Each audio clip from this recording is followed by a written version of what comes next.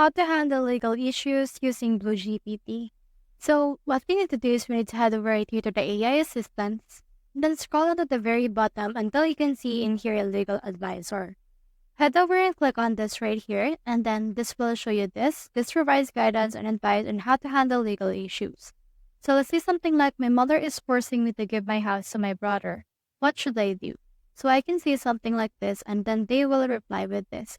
It will first ask if you're the sole owner or is it jointly owned, is there any legal documentation, any reason, and any threats and relationship.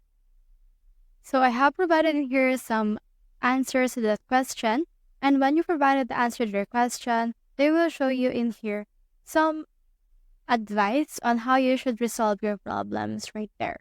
So you can head over and see that. Since I have said that I am the sole owner, I have and passed on to the will, I have the legal right to decide what to do with property, and my mother cannot force me to give the house. So this is actually really effective, this legal advisor, and this will help you with your legal issues. So that's how you handle legal issues using BlueGPT. Hope we help.